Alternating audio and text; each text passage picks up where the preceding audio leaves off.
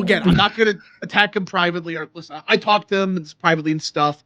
But he basically said he had a meeting with President Trump in the White House. And he told a couple months later, oh, they ignored all my ideas. Well, he admitted one of his ideas was to crash the housing market.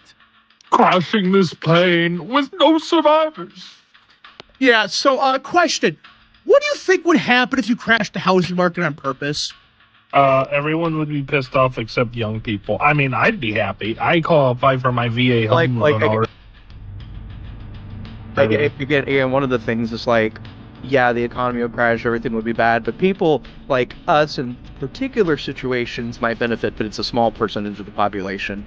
Everybody, versus the bulk of the fucking demographic Right. voting majority, which are still boomers and Gen X, and in some instances, And big thing is millennials, I wasn't finished, who are holding homes and have, because like, for example, my parents are not going to be selling their home because they have to make back a bunch of money because of how bad the housing market is. This is the whole thing. Like, listen, I agree. You got to build more houses. You got to get the housing market in order. You don't purposely, like, what do you think should have happened if you crash the housing market? You might win younger people, but I'm pretty sure this is why Trump has tried to have such a good working relationship with Mamdani, despite them being so different on social policy, because they actually wholeheartedly agree on building new housing and reforming zoning laws.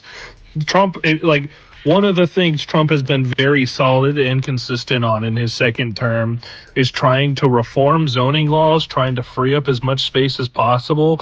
We saw that with the idea of freedom cities. He very explicitly said people who can't afford homes can move to these freedom cities. He was talking about taking federal land that's not necessarily too profitable, regardless of what you think of environmental conservation, and doing planning and city building and designing on it. Like, Trump has been very consistent about these things. I will always absolutely give him the credit. He's